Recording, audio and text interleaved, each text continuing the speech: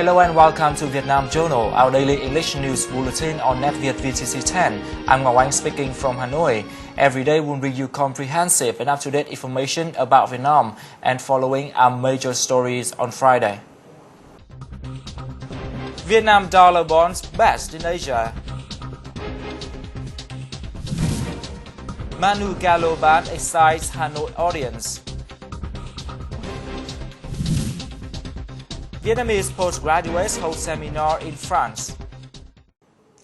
Statistics released recently by HSBC show that Vietnam's dollar bonds are leading gains in Asia this year. The notes handed investors a 10% return, while India's bonds advanced 7.1% and China's 4.9%.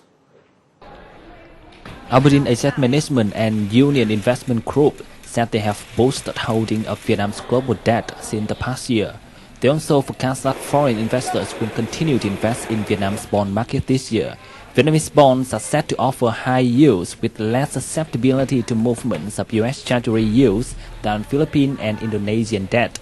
Data compiled by Bloomberg showed that Vietnam's 6.7% dollar bonds due January 2020 yield 3.26% points, more than similar maturity U.S. Treasury bills.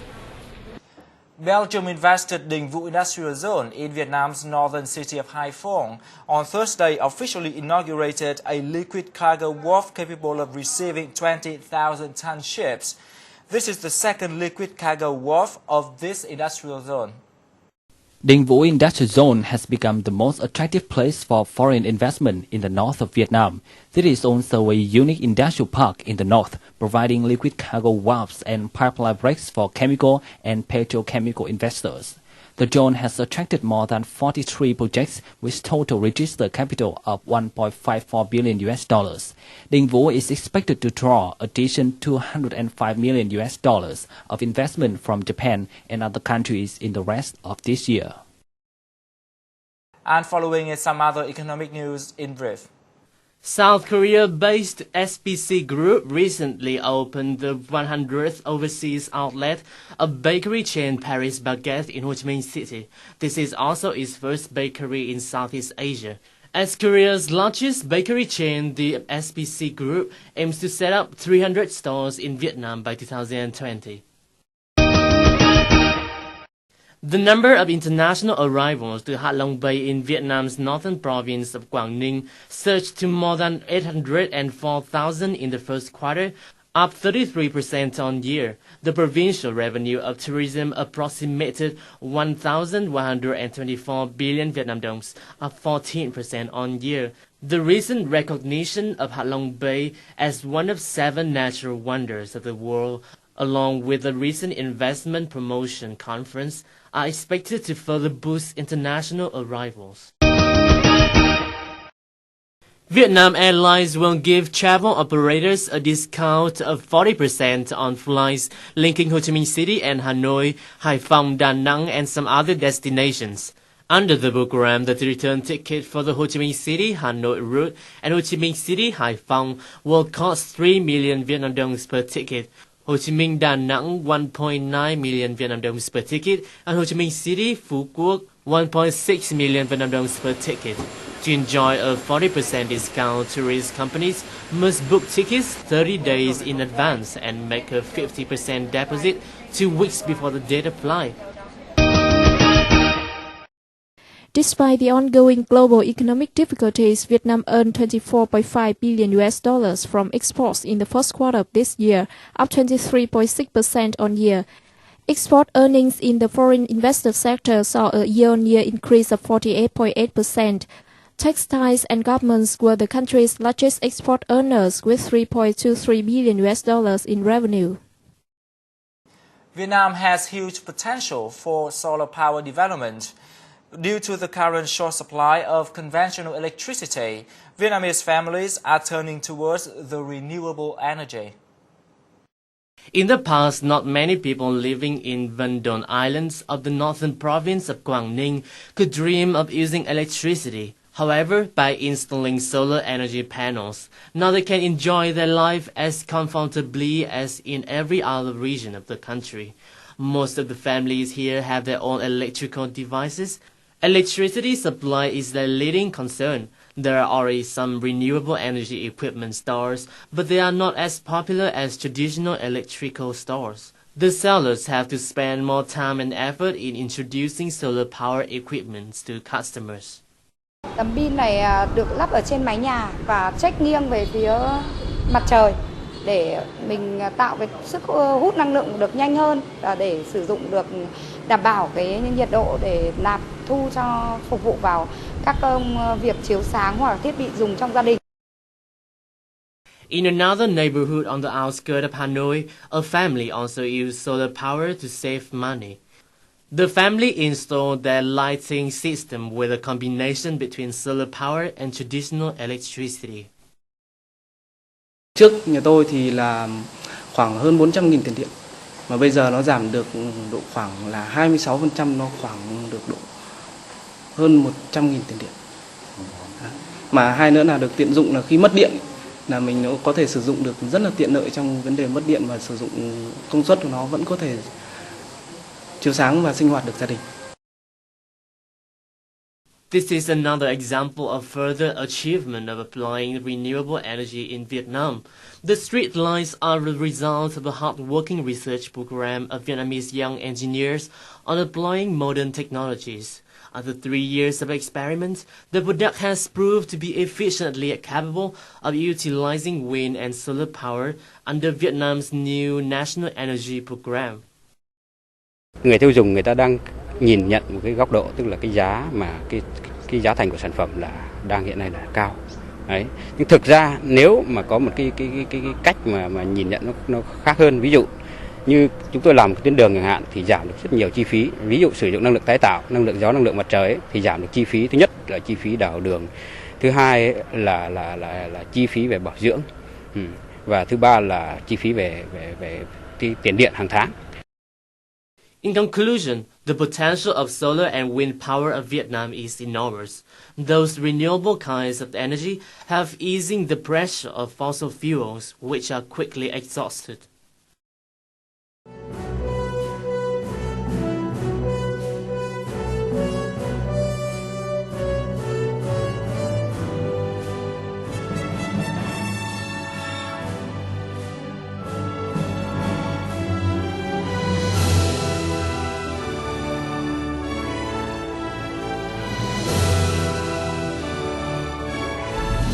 Vietnam Journal. It's not just news, it's life in Vietnam. Welcome back to our news bulletin. Well-known singer Manu Gallo and a famous music band from Belgium delivered an exciting performance in Hanoi on Thursday. The event was held by the Wallonie-Brussels delegation in Vietnam.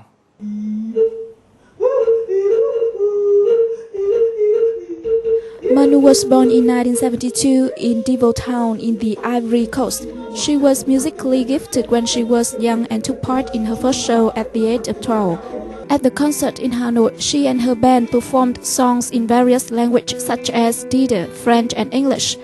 The music night started with fast, rhythmic and lively songs. The concert was the combination of funk, blues and jazz. After their performance in Hanoi, they will enjoy the Huế Festival 2012.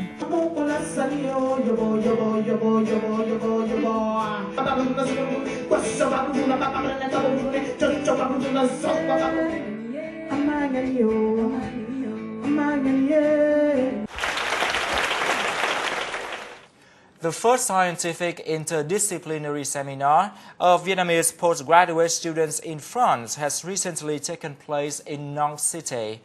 The event was jointly held by the Vietnam Association of Scientists and Experts in France, along with the Association of Vietnamese Students in Nantes. The seminar was aimed to help Vietnamese students in France to exchange ideas on scientific issues such as food security, environmental protection, and life quality. Some themes discussed in the event included how to improve French language skills, research methods via internet nowadays. AEVN hopes to serve as a bridge linking Vietnamese students and European countries, especially France. Meanwhile, AVSE wishes to gather Vietnamese scientists in Nantes to deal with issues directly relevant to Vietnam. The pottery products of Bát Tràng village in northern Vietnam have become commercially famous. As a result, it is important to preserve Bát Tràng traditional beauty. There is an old man who takes his camera around the village to record images and moments of life around here. Let's follow our NETVIET VTC10 reporter to meet this dedicated photographer. Among Bát Tràng villagers, Mr. Quỳnh is the only person who has a very special hobby of taking photos around the village. This old man finds his passion in taking the images of life around here. After nearly 20 years of taking photos, he had gathered a collection of thousands of pictures featuring life and work of Bát Tràng pottery village. The unique part of his picture collection is a set of old images that were captured years ago and can hardly be found in modern life due to urbanization. To Mr. Quỳnh, his photographs are for future generations to see and feel proud of the village tradition. Làng gốm Bát Tràng có 700-800 năm tuổi, chỉ có một nghề, ngày xưa là làm gạch, bây giờ là làm gốm. Nhưng vì phát triển nó gần với cái tiểu thủ công nghiệp thì nó phải đi đôi với thương mại hóa. Nên nhiều năm nay Bát Tràng giao lưu nhiều trên, không những là trong đất nước, trong nội địa mà còn cả ra ngoài quốc tế từ xa xưa. Nên có thể đứng giữa Istanbul, Thổ Nhĩ Kỳ hay ở Paris, Pháp hay ở Nhật Bản. Có thể nói một tỉnh địa danh nào đấy ở Việt Nam người ta không biết, nhưng có thể nói Bát Tràng, gốm Bát Tràng, ceramic Bát Tràng là người ta đã biết. With more than 60 years of his life in the trade village, Mr. Quỳnh and his family have set up 3 pottery workshops. However, his love for Bát Tràng pottery is fully shown through his photography. He wants Bát Tràng villagers to understand and feel proud of the village. Consequently, Mr. Quỳnh opened the Bát Tràng to the Images Gallery. Every day he is busy with visitors and proudly explains about Bát Tràng unforgettable and priceless memories to the visitors. Khi chúng em vào đây thì chúng em cảm thấy ngay được bầu không khí của nghệ thuật ạ. Chúng em cảm thấy rất là tò mò muốn tìm hiểu xem hình ảnh của Bát Tràng ngày trước như thế nào. Nó cổ kính và xa lạ so với những gì chúng em được nhìn thấy hàng ngày. Em chưa rồi em biết là gạch Bát Tràng để dùng để xây kinh thành Huế. Khi em biết ở đấy thì em cảm thấy rất là ngạc nhiên và em đã từng đến Huế và em cảm thấy như em đã bỏ qua một điều rất quan trọng. Mr. Quỳng's photo collection is expanding day by day. His love for photos does not bring him wealth. However, it brings him friends from all regions around the country, such as the famous writer Chu Lai and famous composer Phó Đức Phương. Mr. Quỳnh and his friends often meet and talk about poems, photos, and Bát Tràng pottery. Mr. Quỳnh will continue taking photos to record moments in Bát Tràng's life as his love for this land never ends. Well, the story about the dedicated photographer in Bát Tràng village has wrapped up our news bulletin today. For comments and feedbacks, please send us an email to netvietdaily@gmail.com. Thank you for watching. We wish you a happy weekend and see you again tomorrow.